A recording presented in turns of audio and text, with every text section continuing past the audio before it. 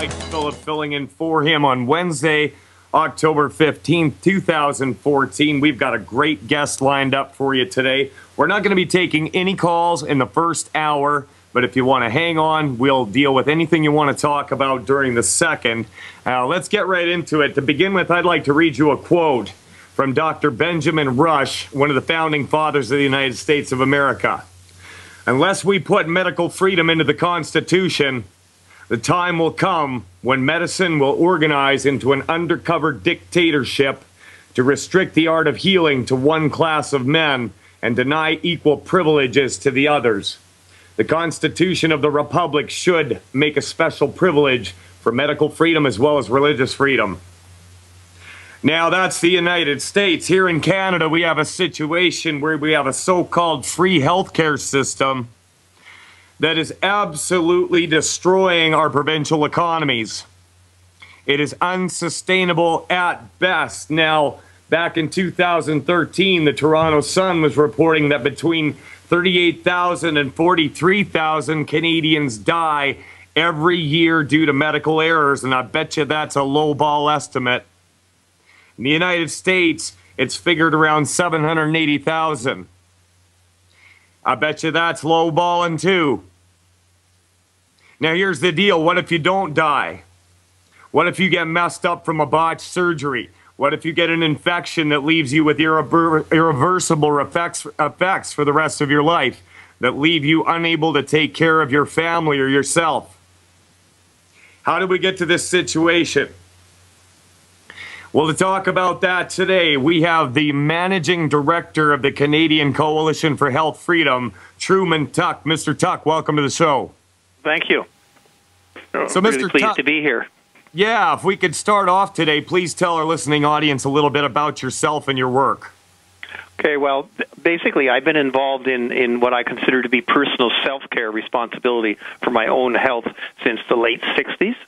And I discovered fairly early on in the mid-70s when I was trying to be responsible for treating myself and researching the truth of and benefits of the two primary world's healthcare systems. The number one leading system in the world still is what we refer to as traditional natural remedies / dietary food supplements. A lot of effort goes into the pharmaceutical industry trying to suppress and destroy that primary care system. And we find in Canada that with the changes on January 1st, 2004, when the federal government put in what they call the natural health product regulations, they basically made pharmaceutical drugs of all of our traditional medicines and dietary food supplements, changing the course of Canadian history in that regard. And those are the problems that we're now dealing with, the regulatory interference and restrictions of our products. Okay, so could you get into just a little bit of the history about how this came about? Because it wasn't always this way. Well, actually, in a sense, it had, ironically, when we were doing our research, we first started in about 1995 as an organization, and our main organization that started is actually Friends of Freedom International, which is a consumer-based organization. When we ran into these problems in 95, 96, and 97, we found that in the Canadian and British system, the medical doctors had forced their cartel monopoly on our society for 4 centuries. We had evidence back to the 3rd year of the reign of Henry VIII, would you believe? So it has been going on for actually a lot longer than I even thought. And yeah. But what this boils down to is individual freedom of, how you're going to treat your own body and what kind of information you're going to subject yourself or your family to. What specifically have you been doing to raise awareness or gain people's individual freedom in this area? Well, we've been lobbying and trying to stop the pharmaceutical conversion of our products in Ottawa for 19 years now. And we've implemented in a number of different times over the years. We had worked with the Dr. James Lundy and the Dr. Colin Carey 2 or 3 parliaments ago to introduce a private members bill called Bill C-420, which many of your listeners in Canada will be familiar with.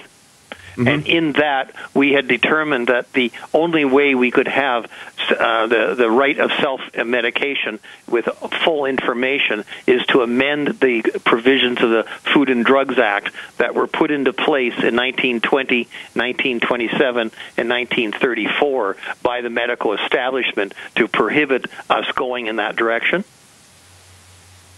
Very interesting. Very interesting. So I was looking at your Friends of Freedom International website. Yes. And you guys are actively involved in educating people, for instance, about your right not to let your child get a vaccination. Could you go into that a little bit, please? Yes, well, that's one of the examples where a lot of families are not aware, whether it's for their children and their family, or even with nurses and people working in healthcare clinics, they're often intimidated into being forced to against their will to take vaccinations. And so we've spent decades now trying to teach people that under the Canadian Constitution, you do have legal rights to refuse, whether in an employee role or as a caring family member for your children. And so that's one of the aspects that we provide. If you go to our website, which is www.fofi.ca, there's a keyword search there, and on the major themes that are affecting us, such as hazards from pharmaceutical drugs, vaccines, GMOs, fluoride in the water, you'll find that we have massive archives of high-quality articles and information so that people could self-educate themselves. All right. So, we've allowed this situation to continue on around us, and in the meantime, we've been absolutely devastated by allopathic reductionism. And Benito Mussolini defined fascism as the marriage of business and government. They legislate their own laws. They make you do the things and think the way they want you to. Tell me this. Have you seen any gains in medical freedom amongst the minds of your countrymen? I view it at this point that because of the imposing of this pharmaceutical class onto our dietary food supplements, effective January 1st, 2004, and they're tightening up the enforcement now, the Health Canada, for the first time in history, is trying to close the border to personal imports of products that we want as consumers, and they're also now surveying retail stores and health practitioners in the marketplace to force them into a situation where nothing in this country can be on a shelf, even whether it's a health practitioner or a retail store, that does not have either a DIN number, which is the drug, or a natural health product number, which is a subclass of drugs. They're trying to totally eradicate any choice that we have in the marketplace for anything other than the products they have approved. So they want to put a lockdown on what you have access to, basically, based on their words, definitions, and terms. Could you speak a little bit to how they use legalese to entrap you into thinking the way they want? Well, the whole process, in 1997, our groups filed a lawsuit to stop the July 1st, 1997 first attempt to basically make pharmaceutical drugs out of all of our traditional natural remedies and dietary food supplements. We were successful with stopping that first attempt, and they were really sneaky. They realized that we had created one of the largest uprisings in Canadian history, so they deliberately set about to ensure that when they came back in 2001 and 2002, they created a shell game to con the Canadian businesses into compliance. And by a shell game, I mean that instead of insisting upon mandatory drug site licenses and mandatory drug numbers for our products, they created a new definition called natural health product. And they made the natural health products an application that you had to make, and they force you to make a claim when you make that application.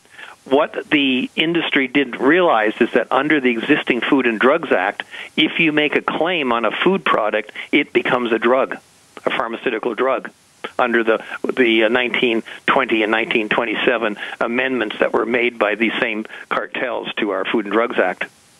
So that they basically have conned the entire Canadian health food industry into submitting to a pharmaceutical drug class and now they're slowly proceeding to close the borders and to weaken the ingredients, and of course the costs have gone up. Mm-hmm.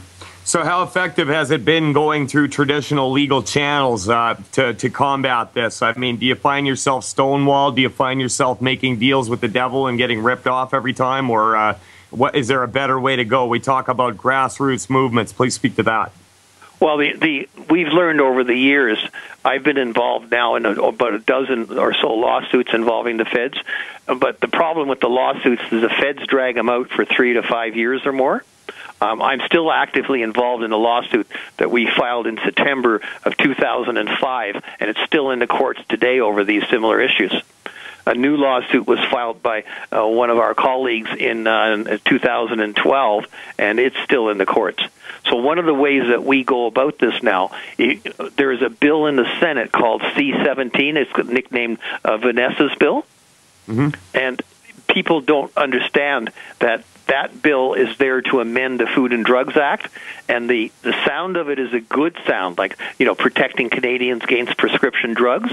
What the Canadians don't realize is that we stopped a bill called C-51 a number of years ago that would give Health Canada more power, and many of the provisions that were in C-51 have been stuck in the back door of this bill C-17 now. And the majority of people in this country don't realize that there's that back door, more power to Health Canada bureaucrats, which is the last thing we can do. Now, our group is organized what we call Putting People First e-directive system on our website. So anybody who wants our dietary food supplements, traditional remedies, to return to a non-pharmaceutical drug category in Canada needs to go to that website right now. We're attempting to force the Canadian Senate to add 3 amendments that our group has drafted. Mr. Tuck, I got to interrupt you. I hear the music. We're going to a break. Mike Phillip filling in for Dr. Peter Clinton with Truman Tuck. We'll be back after this. Welcome back. We're live on Fire Your Empty. Now, Mike Phillip filling in for Dr. Peter Clinton. Before the break, we were talking to Trueman Tuck, Managing Director of the Canadian Coalition for Health Freedom. And the majority of our listening audience is in the United States, but you better pay attention because this affects you too. It's time for people to start realizing that your government is a dog on a leash, and if you let go of that leash, it's going to do what it's going to do. And that's not always going to be in your best interest. Now, Mr. Tuck, it seems to me that this is bigger than just North America. There seems to be a worldwide push to control all of this. Could you speak to Codex Alimentarius and the power that the World Health Organization wields?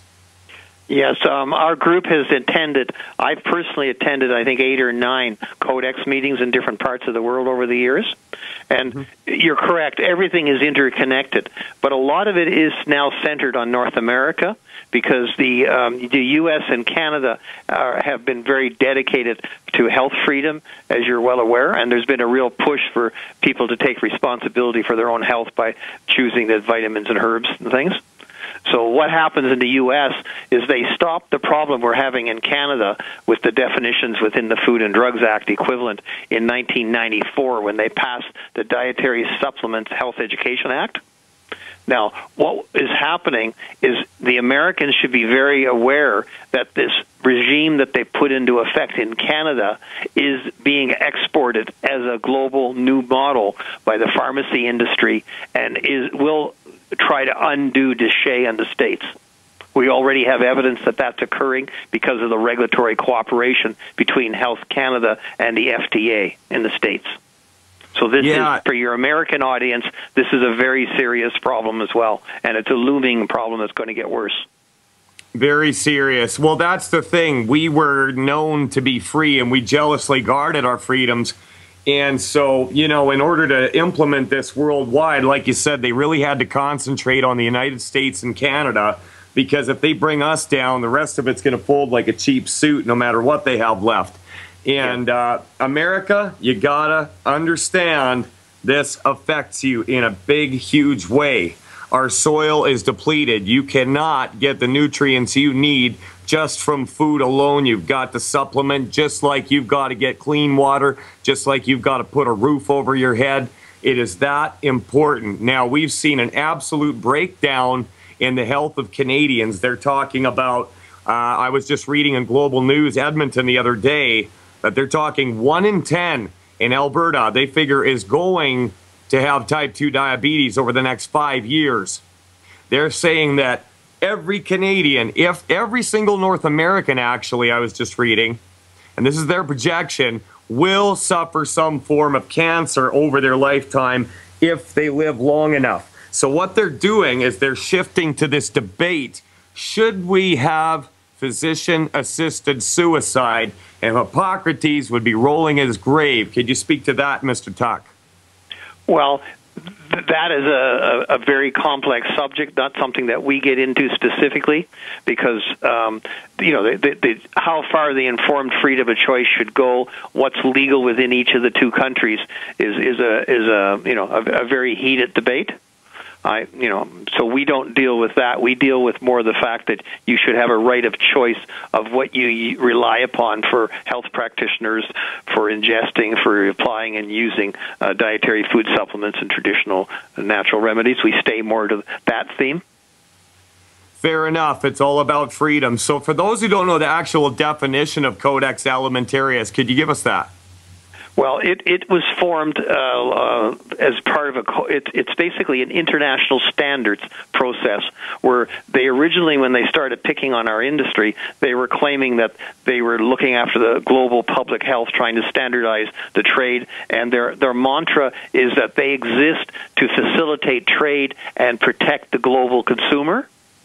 But anybody who's attended a Codex meeting knows basically it's an extension of the mega corporations, and they use it as a means of increasing the regulatory burden so that small local community businesses in our countries cannot compete and grow as independent businesses. So it's a very, very evil and insipid creature, and it wastes enormous amount of government resources on things that the government shouldn't even be involved in. So yeah, at the same time as they're doing this, they've got it all actuated out, and they know that this is going to bankrupt the provinces. So I mean, it's unreal. Mr. Tuck, I hear the music. We got a break. Mike Phillip filling in for Dr. Peter Glidden. Fascinating conversation with Trueman Tuck. We'll be back after this. Now, Mr. Tuck, we were talking during the break there about the fact that the majority of our listening audience is in the United States. And people are very interested in what they can do, empowerment on an individual level. Could you speak to that, please? Yes. One of the things that I did a number of years ago is I got together with a medical doctor named Dr. Carolyn Dean, and she and I co-authored a book called Death by Modern Medicine. And it's an award-winning book. And you were referencing at the beginning of the show that the modern medicine in North America kills something equivalent to 700,000 people a year. That statistic actually came out of our book from 2005. It was 783,000 deaths that we were able to document out of medical records that were being killed in the North America, in U.S. specifically. Now, we've done there's been an update recently. It's now over 1 million deaths are being caused every year in the greater USA area, including Canada. So we have a situation where that translates, the 783,000 translates into an equivalent of 7 jumbo jets full of people dying every day. Yeah, and if that was the situation, you know that the FAA would be all over it. That's correct. So the thing that's so important, you can't have self-empowerment without intelligent knowledge of the risks and benefits of the choices that you're making or wanting to make.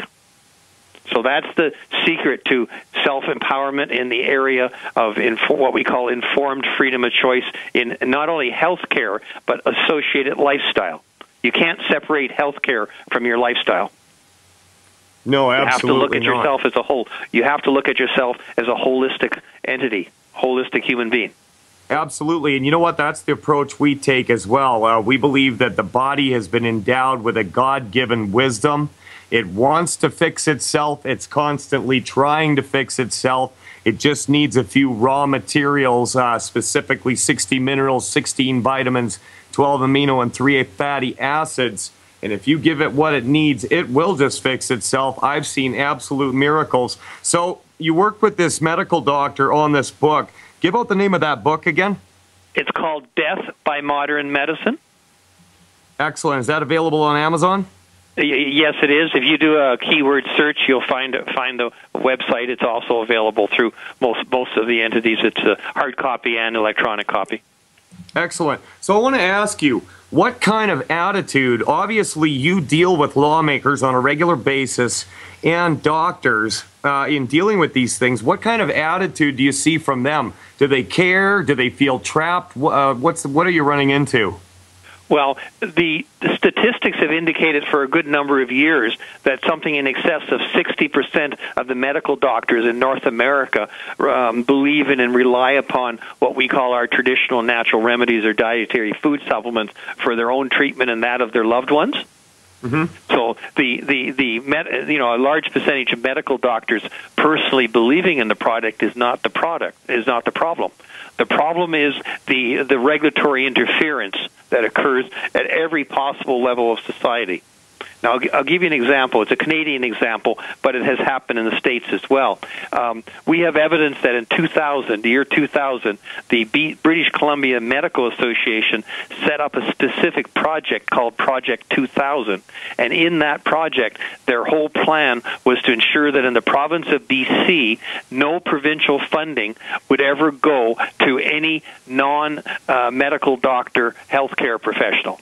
So they were after the chiropractors, the naturopaths, the Chinese traditional medicine people, and that biased, that those two biases, one being that the government structure does everything possible to prevent self-medication. They believe that if you self-medicate and don't go to a doctor, you're going to harm yourself.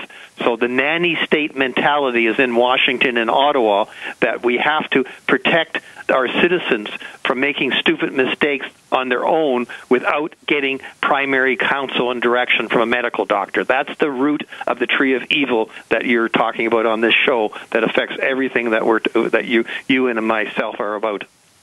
Well, absolutely. And since we put it in their hands, and that's the thing, the only thing that evil needs to succeed is for good men to do nothing. And while we're all busy going about our lives, thinking that somebody else is going to take care of it, meanwhile, it's grown into this monster of a situation that we have right now.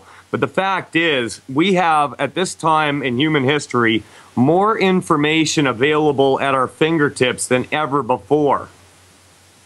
So, it's a situation where you can just go with the status quo, take your health care, and run to them with everything that happens, get an antibiotic or whatever the case might be, or you can get the information that's available to you, strengthen your body, and take your health into your own hands.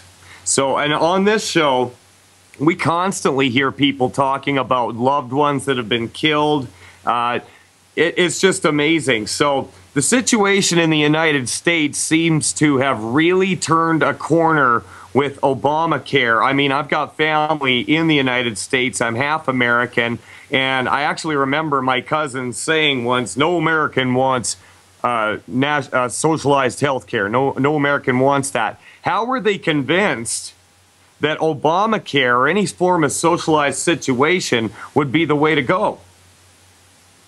Well, what happens, unfortunately, and this is an irony because freedom in Canada has had different pathways than freedom in the States in every aspect, not only in healthcare, but in governance and structure and everything. And one of the problems that we have in the States and in Canada is the enormous influence that the big cartels, and the big cartels are made of big food, big government, big unions, and big pharma, obviously, and the related investment cartels. So you mentioned earlier about the definition of fascism being the merging of the state and private interests. Yep. In the U.S., what the term actually is in the U.S. terminology is called statism. Have you heard of that expression before? Yes, sir. Yeah, so what we have in North America is called statism, and it's specifically where large, ultra-wealthy people get together with the government and the people that influence the government, such as your president and my prime minister, and then they shape the laws and regulations and hurdles that affect the individual citizens and the small businesses in a way to raise the regulatory burden so high that only people with extremely deep pockets can afford to do business any longer. And then they help each other out. They help build the government bureaucracies. They help build the private sector. And basically they turn us into slaves. Basically, they just view us as a way to exploit and use us, no different than farm animals. Like a walking ham sandwich, yeah. Something to be fed on. But at the same time, it's our fault because we allowed this to happen, right? I mean, if more people took it into their hands, we could reverse this pretty quickly. Well, that's the whole purpose. In 1995, when a group of us got together in the Kingston, Belleville, Ontario, Canada area, and we're a global organization, so we do influence U.S. as well as Canadian and international activities. As I said, I've attended probably more Codex than anybody you've ever talked to. I don't think you've known somebody that's been 7 or 8 times to Codexes, have you? I do not, sir. Yeah. So if you're whether you're American or Canadian, it's one thing to individually struggle to learn. It's something else to join together in a non-political sense, but do what political people do, which is to help each other organize. Hence the definition of grassroots. Yeah. Yeah, so to us, we decided a long time ago that we were fighting such enormous Goliaths that if we were going to be the David and be able to slew them or influence them, the only way we could do that was by using modern technology, both to educate ourselves and our other people as public as well as members. So anybody who's interested in becoming part of our Friends of Freedom International, if you go to www.fofi.ca. We are Canadian-based, but we are global in terms of our list. We're massive as far as our technologies. Do you know my database has over 243,000 entries collected over 19 years? That's amazing. So it does show that people are definitely gravitating towards this kind of movement. Yes, and what we've done we have 2 free e-newses that people can subscribe to. One is mostly a positive, it's for informed freedom of choice, your risks and benefits. It's called the Health Freedom Natural News. And if you go to www.hfnn.ca,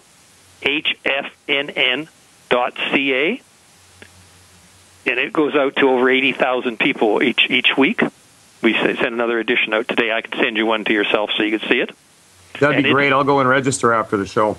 It's meant to provide leading-edge information on a weekly basis to help people make decisions about, you mentioned vaccines earlier and other things like that. Now, in Canada, we also have, for those that are concerned with the Health Canada, we have a special Health Canada abuse. So we target Health Canada to prevent them bullying and harassing people. And we have an e-news that goes out once a month or so. And we have a website called Health Canada Abuse. It's www.healthcanadaabuse.ca. So for Canadians that want to help change Health Canada's behavior, that's where they can keep on touch of who we're writing to, who we're lobbying, what we're doing. And I know the U.S. has always been more effective at lobbying their Congress and senators than Canadians. Canadians tend to have a bit of a stay-at-home sheeple type of attitude. Mm-hmm. The Americans certainly are much more aggressive at having political influence, but we're trying to encourage Canadians to do so. We're also trying to encourage Americans to give us the mandate to deal with Codex and the things as an international non-government organization. Excellent. So, very interesting. Very interesting. Now, how much power does Health Canada actually wield within the country and within the government itself? Enormous. They're in my mind, I've been dealing with them literally for 40 years, and I deal with them every day of my life, and I've been actively lobbying and advocating against them since 1995. And Health Canada has about 9,700 people in it. It has, of all the government departments, it probably has more PhDs and master's degrees, highly educated people, than any other Canadian government entity. and they basically have more discretionary power than the CSIS or the RCMP have. They're able to go into any business looking for safety issues with products, broad range, and they've been expanding their power to literally millions of products now. They're just growing into an ugly monster that just is unbelievable. I can't even believe we would allow it to exist today. That's part of what we're trying to stop with this Amend Bill C-17 campaign. Mr. Tuck, I hear the music. We're going into a break. This is Mike Phillip, and we're having a fascinating conversation with Trueman Tuck. We'll be back on the other side of these messages. Welcome back. We're live on Fire Your MD Now Radio. Now, Mr. Tuck, during the break, I got an email from one of the people that I deal with on a regular basis, and she's wanting to know what would be our course of action if one morning you wake up and, you know, we use longevity products. So one day, due to this Bill C-17, we can't get our stuff across the border. What would the course of action be to take? Well, everybody who has any products coming into Canada today that does not have natural health product license numbers on them, whose source doesn't have a site license, either a natural health product or a DIN number, is at threat of being stopped at any time now.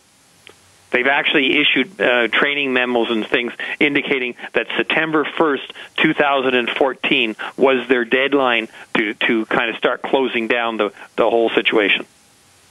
Very interesting. What happens here, it's no different than what happened in the States when this was threatened in the early 90s. You need to go and support the activism into Parliament, because the only way you can stop the bureaucrat from irresponsibly acting is to change the legislation so that they can't do it anymore. So the time to act is now, not after it happens. Yes, it's inevitable that anybody who's importing products from the States now, particularly on any commercial scale, if they don't have the Health Canada blessing right now, will have problems. Yeah, see, our stuff, the way it works right now with us is that it's illegal to sell commercially, but it's lawful to have for personal use. So would that put us under the same category? They're changing that for the first time in Canadian history. Of course. Yes. Yeah. They've got all the. They are targeting what has happened, and this is where this whole story is so sad. The Canadian Health Food Association, which used to be our health food stores kind of protect us organization when I first became involved with it in the 70s and 80s. Yep. It's been taken over by Big Pharma and the big money interests. So it's actually helping Health Canada make these changes. And if you go to the Canadian Health Food Association website, you will find on that website one of their regulatory shopping list things is to stop the U.S. competition from unlicensed products.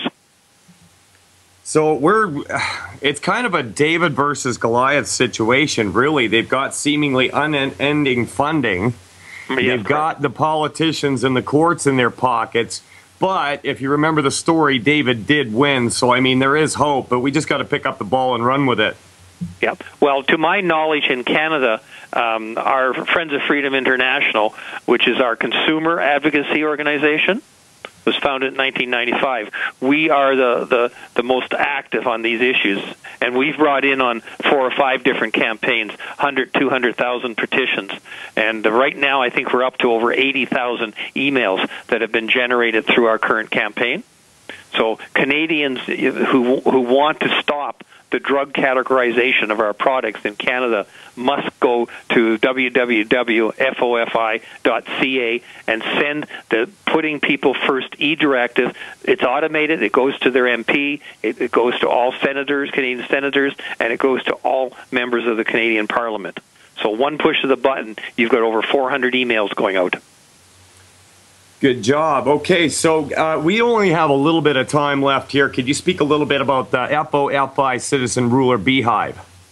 Okay, well, basically, our concept is that the governments are corporations, so we view us as human beings, as Canadian citizens, as being the only voting shareholder that should exist in our government corporations. So it's about empowerment. So it's empowerment in one way to make your own decisions for your health, but you can't make your decisions about your health unless you can keep the government bullies and everything out of your face and out of your life or under 100% control. agreed. Mr. Tuck, thank you so very much for coming on the show. His name is Truman Tuck. Go to the Friends of Freedom International at fofi.ca and look up the book Death by Modern Medicine on Amazon. Thank you once again for coming on the show, Mr. Tuck. We'll be taking your calls after this.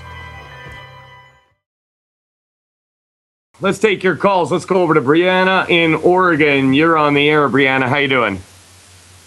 Good, thank you. How are you? Excellent. I'm great. What's on your mind today? I had a question.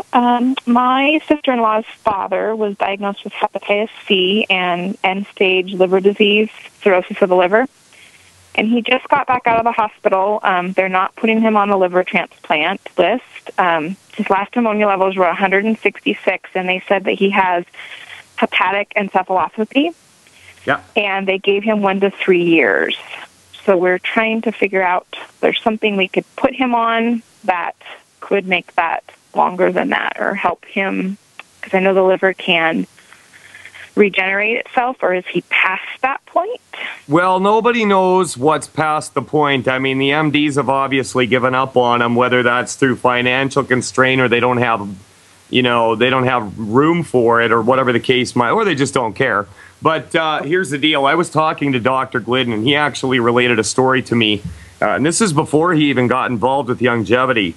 He had about 3 friends, I think it was, that actually were diagnosed with hepatitis C, and one of them went the holistic route, and the other 2 are dead.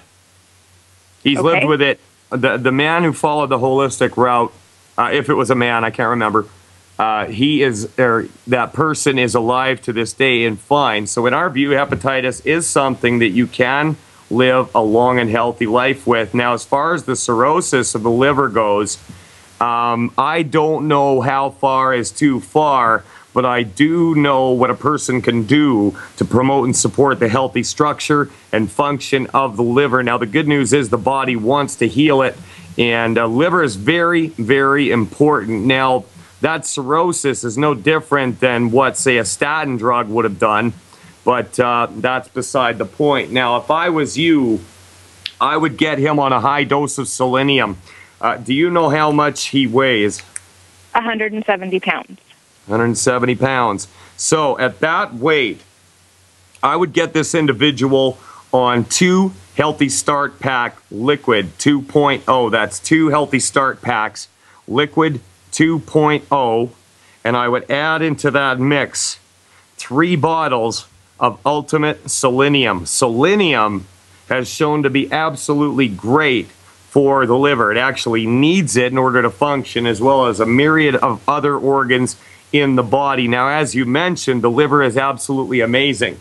And if there is an organ that can bounce back from some severe damage, it's the liver. So that's good news. Now, aside from that, I would also have this guy taking in a lot of fucoidan. Okay, there's a sea vegetable, fucoidan. There's over 900 published studies on its effectiveness, and I would be using as much of that as possible. Now, the best delivery vector for the fucoidan that I know is a product called Z-Radical. It's got a high ORAC value, and with the Z-Radical, I'm not going to tell you how much he should take in a specific quantity or number. I'm just going to say as much as he can possibly afford. Now, are you involved with longevity, Brianna? Yes. Okay, good. So you know how to do this, and get back in touch with them. Now, aside from that, if you are an insider with Dr. Glidden or become one, he has a great hour-long webinar specifically on the liver. And there's a series of tests a person can look for outside of the conventional medicine industry that can give you some good results, because quite honestly, they just don't know what they're talking about a whole lot of the time. Okay. So, 2 Healthy Start Pack 2.0, 3 bottles of Ultimate Selenium, and that selenium is key. And on top of that, I would add as many bottles of Z-Radical as he can afford. Now, do you know about the 10 bad food list? I do. Okay, good. So make sure he's aware of that, and no more drinking. Yes, absolutely. That's the big one. So, And one Brianna, other question. Yeah, go ahead.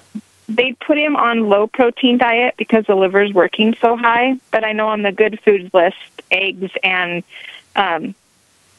red meats are okay. Does he still need to avoid those with the low-protein diet? I don't believe so, but that would be a question better suited for Dr. Glidden, because right now I'm not sure, and I'm not going to tell you something that I'm unsure of. Sound good? Sounds great.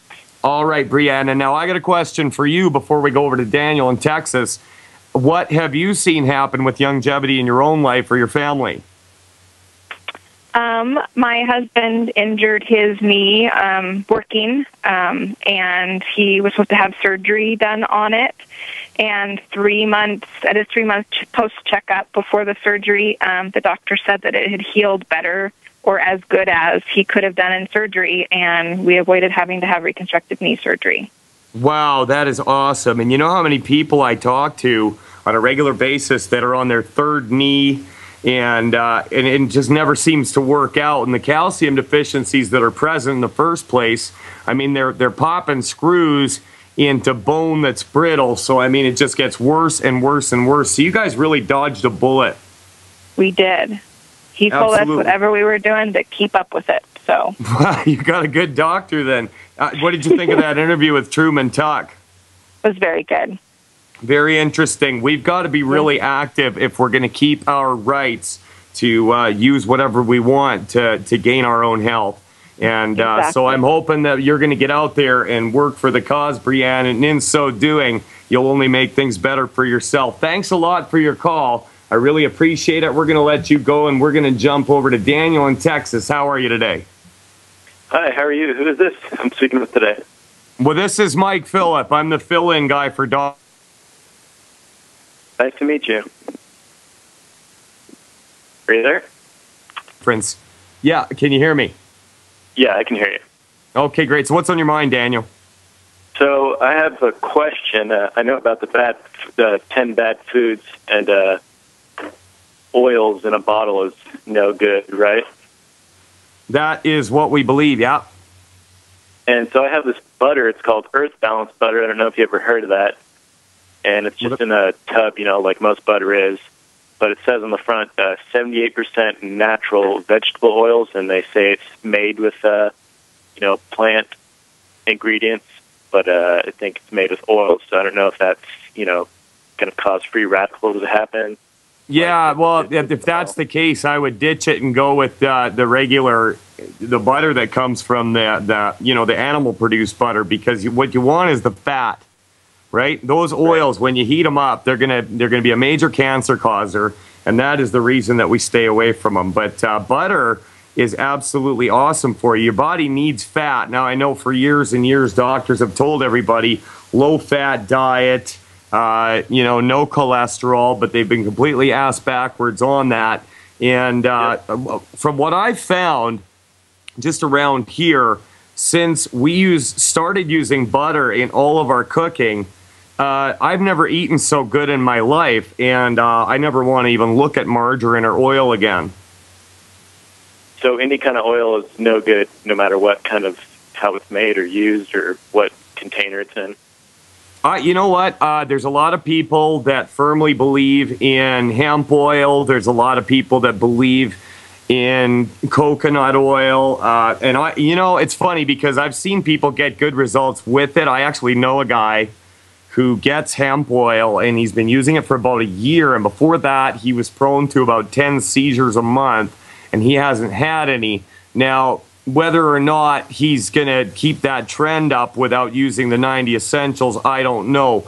But for myself, I just steer clear of it, and that way I know for sure that I'm avoiding the whole mess, and that's my attitude. Right. Is there any normal butter you can recommend that's like non-GMO and, organic and all that? Well, you're in Texas, and I'm in Alberta, so, we've got Lucerne in our supermarkets here. I don't really worry too much when it comes to GMO products in my butter, I just buy it, right? I'm kind of on the fence about, I'm glad you brought it up, because GMOs, I'd like to see some testing done with genetically modified organisms on a healthy body that's properly nutrified. I guarantee you that every test they've run, there hasn't been the presence of all the essential vitamins, minerals, and amino and fatty acids, right?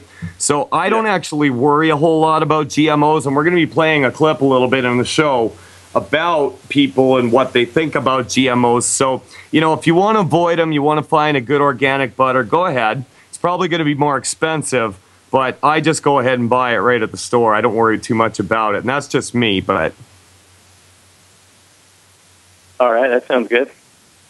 All right, Daniel, anything else you want to talk about? Sure. I kind of got another question. I don't know if you could help me with this one, about the whole Ebola thing. So I'm here in Texas, and I'm flying back to Washington where I live. And, sure, Daniel. You know what? I hear the music. That means we got a break coming up. I'm going to put you on hold, and I'll tell you all what I think about Ebola on the other side. Mike Phillip filling in for Dr. Peter Glidden. We'll be right back. Before the break, we were talking to Daniel in Texas, then we're going to go over to Madru in California. I love talking to Madru. She's great. Daniel, we were talking about Ebola, and I'm going to tell you, I'm not afraid of Ebola one little bit, and I'm going to tell you why. What I am scared of with the Ebola situation is the government's response to it, whether it's real, perceived, or whatever the case might be. Now, here's the deal. If you go on YouTube and watch a documentary under Vice Travel called Cannibal Warlords of Liberia, okay? Now, if this whole Ebola thing originated in Liberia, let's look at the situation in Liberia, okay? The capital city of Monrovia has got running sewage in the streets, okay? Disease is rampant. Poverty is rampant. So disease, you know, in the case of it, a virus like Ebola, it's looking for a place to live. And it's easy to get into a body that has no defenses. So what you want to do is you want to do everything possible that you can to make your body an unhospitable neighborhood for a disease to move into. You want it so that every cell in your body has a shotgun and is jealously guarding its property. You want your immune system firing on all cylinders without any interference. You hear what I'm saying? Yep. So, you know, the time to worry about Ebola isn't when everybody's running around in masks. The time to worry about anything at all is now, and nutrify your body. Now, yesterday on the show, we were talking about Johnson & Johnson and Bayer were facing lawsuits in 3 states from their drug Xarelto blood thinner deaths. And what that caused people to do is bleed out until they die. So all we're hearing about in the news is Ebola, which people are scared of because you bleed out until you die, when in fact, that's happening every day all over the place due to our medical system. So, you know, if a person's going to be concerned about something, you want to prioritize, right? You want to nutrify your body so that it doesn't have problems to begin with. And when you do that, you can still get sick once in a while, but the consequences aren't half as devastating or debilitating. How does that sound to you, Daniel? Pretty good. I was just curious about going on the plane, you know, if I should wear a mask or gloves or anything, but then I feel like they would probably make me take those off, you know. Anyway. You should wear a gorilla suit. How's that? Don't love that, I'm sure. Daniel, thanks for your call. And like I said, just take steps now to boost your immune system and don't worry about Ebola. It's that simple. Yeah, I'm not worried about it now, so. All right, take care, Daniel. We're going to let you go. We're going to jump over to Madru. How you doing, Madru? I'm fine. How are you? I'm great. It's good to talk to you. So I don't doubt at all that you've got somebody there listening who wants to talk about something. What's going on, Madru? Well, actually, I just want to tell you the summit was wonderful. Oh, it's just on top of the world, Vegas. You know, Danny Glover giving his testimony, and Dr. Stan, a naturopathic doctor from Barbados, saying he's going to help his country and they're number one as far as the amputees and all that. And oh my gosh, it was just so wonderful. And so we're actually spreading this. Everybody got so hyped up and everything like that. But I'm calling right now about my husband. Okay. He's an athlete. He actually is on the Bone and Joint Pack. He does a variety of activities. He is a number one. He plays too much tennis, 4 hours coming home drenched, and but he drinks his rebound. But still, 4 hours is excessive. However, what he's done now, he actually has pulled. It's the calf behind the right leg. There's a he actually the ligament behind there. It's behind on the calf up to right above his right where kind of like where the knee is, right behind the knee, the calf up. There's excruciating pain, and there's sometimes he limps, and so this has been going on for about a week or two. But he decided that after he took some stuff, and I gave him the pain away and the trauma oil and everything, he was going to go out and test it. So now he knows he can't do that. So. He's stubborn, Okay. right? Okay, So, I get it. Drew, I hear the music. That means we're going into a break. I'm going to put you on hold, and we'll talk about the case of the stubborn husband's knee ligament after these messages. Now, before the break, we were talking to Madru, and her husband is a stubborn guy, and he loves to play tennis. He went and hurt himself and decided to go test out the ligament and hurt it again. So, and this is the problem. Here's the deal. Your husband feels like he's Superman. He's so nutrified up and everything works all the time, but there is a little bit of healing time, right? Right. I mean, you feel so good all the time that you feel you can get away with more than you can when actually a little bit more time is necessary. So as you mentioned, he's been taking the Healthy Bone and Joint Pack. He's probably been complying with the 10 bad food list for how long now?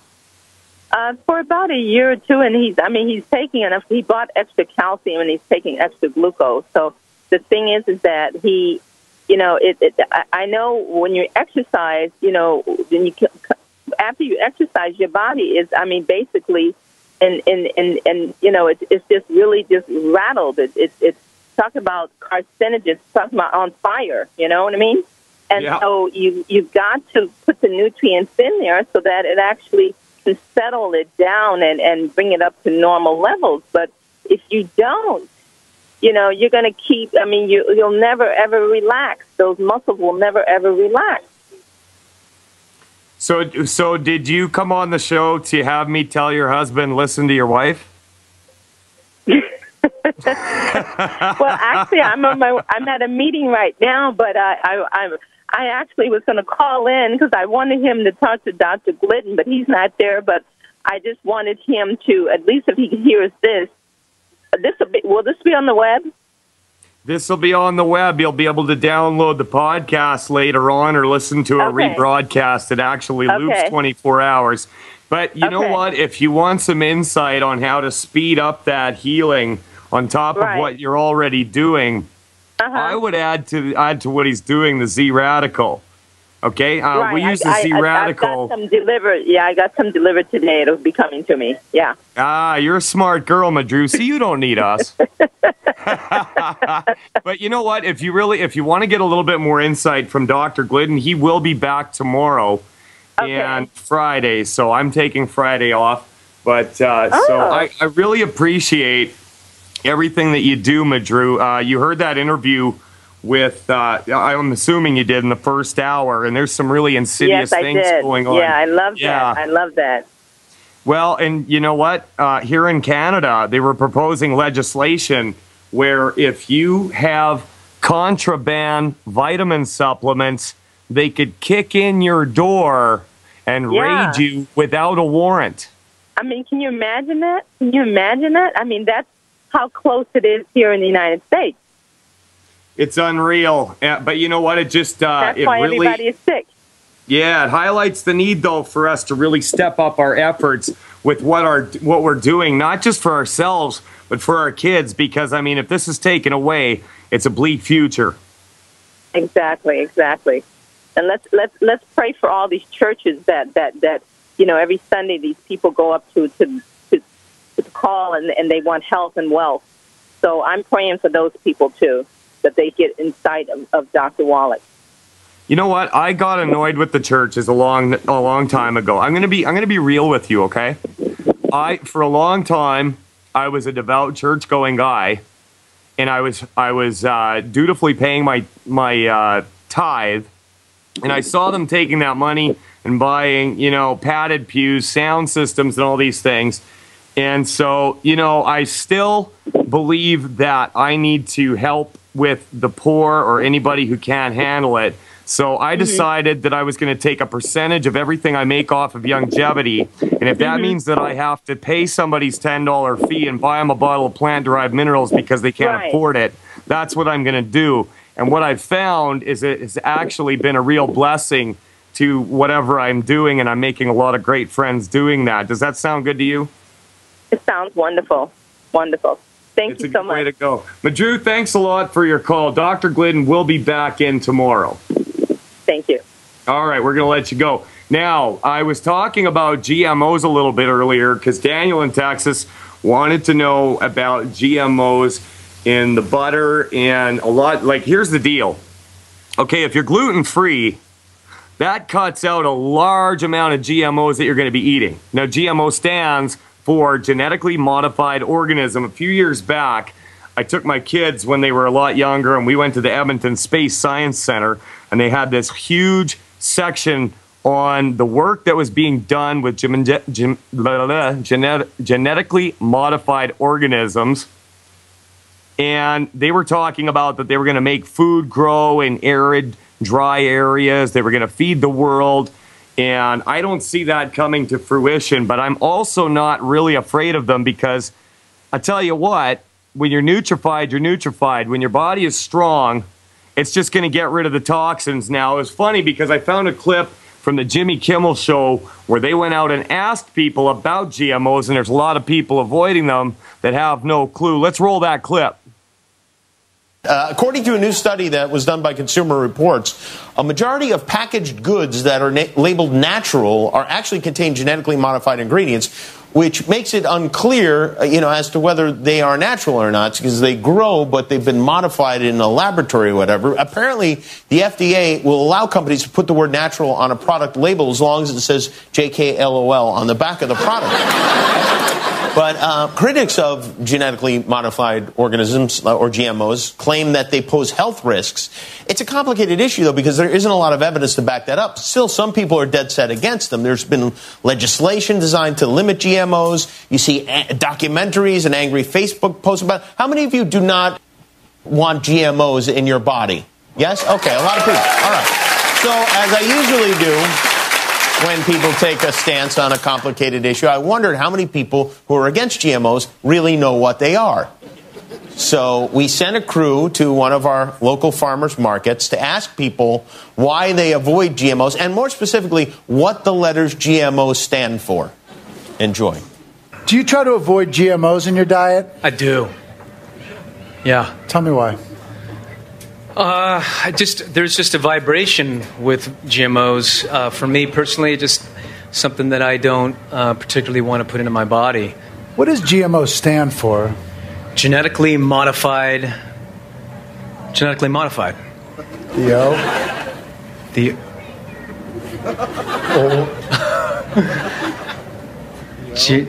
I don't know. Bishop Don Magic Wand, what is a GMO? Well, I'm not really sure. You have to make me familiar with that. What is a GMO? Do you try to avoid GMOs in your diet? Yeah, absolutely. Why is that? Just the effects, I guess, on myself. What does GMO stand for? Oh, man. Putting me on the under the grill. Let's see. I don't even remember. Do you try to avoid GMOs in your diet? Absolutely. Why? Because they're not good for you. What is a GMO? It's genetically I don't know. What is it? If you are eating whole foods, you want to eat what you're you're eating. You know what I mean? You want to eat what you see. And so, and you're avoiding processed food, but when the whole food is somehow contaminated, that's kind of making it a moot point. What does GMO stand for? Genetically manufactured. Oh. What is a GMO? General modified ingredient, right? What is a GMO? It's something modified. Do you try to avoid GMOs? Sometimes. Not a whole lot, but, I try. What is a GMO? I don't know. I swear. I was just going along with it. I don't know what GMO is. What is a GMO? I don't know. I know it's like some corn bad stuff, right? I know it's bad, but to be completely honest with you, I have no idea. What is a GMO? I don't know, so I really don't care. It doesn't affect me. I'm not sick. I'm fine. So. What is a GMO? It's a genetically modified organism. And what's GMO spelled backwards? OMG. Nice. Yeah, well, there you go. Now we have to figure out what an OMG stands for. So that was a humorous look at it, but the reality is, I mean, a lot of people are up in arms about it these days. A lot of people that are the medical industry, and I don't trust the government. And as we talked about earlier, Benito Mussolini defined fascism as a merger between business and government. And if they're pushing this, and they don't want to let you know that it's in the food that you're eating, they're always blocking labeling laws and whatnot, that's highly suspect. And RT a little while back did a study. They covered a study that the Russian government did on GMOs with rats, and they found that they all grew tumors. But what else was those rats eating? Were they giving those rats, were they giving them selenium? Did they have any B vitamins? Did they have any vitamin C? Were they taking any other minerals or anything, or just genetically modified corn? So that's my deal. I don't know what's going to happen in your body if you consume GMOs and you're nutrified. Now, fear is a problem. The stress of life depletes your nutritional tank and results in disease. So anything that causes fear in any way needs to be kicked out the back door with extreme prejudice. We had Daniel talking about Ebola. Man, when I go and I look up articles for the show and I'm doing research, all you see on Reuters, Associated French Press, Fox News Health, Global Health, CBC, ABC, all of them, it's Ebola, Ebola, Ebola, Ebola, Ebola. And they've seriously burned it out for me. And like I said earlier, I'm not near as interested in what's going to happen with Ebola because I'm confident that my body can beat it. I am, however, worried about them slamming down on travel, cutting off the border, and imposing medical tyranny in the name of fighting this disease. I mean, they've already shown a totally callous disregard for your health in the first place. They don't listen to you. They don't care. Oh, but they care so much if you get Ebola. What about all the drug deaths? What about all the surgery deaths? What about all the hospital infections? That's not a problem, but Ebola is? Let's put our priorities straight, people. It's happening every day all around us. Now, the good news is you don't have to go to that boat. You don't have to do it. Get your body nutrified. Mike Phillip filling in for Dr. Peter Glidden. We will be back after this. Welcome back. We're live on Fire Your MD Now Radio. Now, I've been doing the show since last Thursday, and I would just like to say that I'm very thankful for Dr. Glidden having me do this show. I have a lot of broadcasting experience. I have a lot of experience in dealing with people and using longevity products to get their health back. And I would just like to say I'm very thankful for this position that I have been put in. I really actually care about whether or not my countrymen are hurting or suffering. And I started in my own house. I got my health back. We got my wife's health back. She was in pain all the time. You want to talk about something that really makes a husband angry? Just sit there and listen to a doctor accuse your wife of lying about her pain and that there's nothing wrong with her when you've listened to her cry herself to sleep every night for about 3 years and she can hardly walk. And she wasn't that old. I mean, early 30s, completely breaking down. No hope. She had no hope, and I kept telling her, there's something out there. There is something out there. Well, you know what? I found it, and I'm happy to report today that she has 0 joint pain. It is gone. You want to do the same thing in your life with yourself or your family? Contact me, Mike, at teamglidden.ca. Now listen to this. DrugWatch.com is reporting active lifestyles increase knee replacement surgeries in younger adults. It's not just old people anymore. The number of total knee replacement surgeries doubled in the United States during the last decade, a recent study shows. A 2013 report published in the Journal of Bone and Joint Surgery showed that more Americans are getting knee replacements at younger ages, which could put them at risk for future complications that could require subsequent replacement surgeries. It's estimated that about 4 million people age 50 and older have undergone knee replacement surgery.